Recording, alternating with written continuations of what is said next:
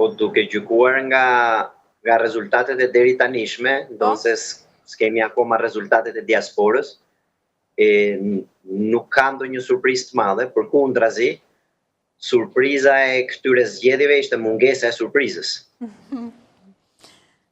Nga kush? Nga cila palë? Kur them a do ketë surprizë dhe ndryshime, i referohem se çfarë do ndodh më pas.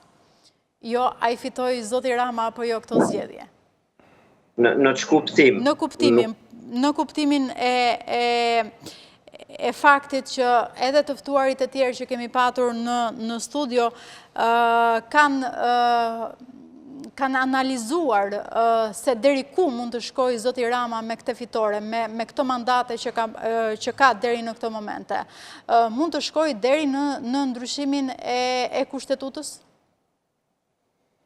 Natyrisht, unë besoj që ai që tani ka votat nëse vazhdon ky trend që është për momentin, sepse duhet kemi parasysh që partia e Tom Doshit është aleate, Partia Social Demokrate është aleate e zotit Rama dhe nga të dhënat e deri tanishme, zoti Rama ka 83, zoti Doshi kanë 3, nëse vazhdon ky trend, ai ka 86 vota, pra mbi 84, dhe natyrisht që do bëj dhe ndryshime kushtetuese. Nuk e shikoj përse jo, sepse nuk ka një mundësi për ta ndaluar atë në parlament.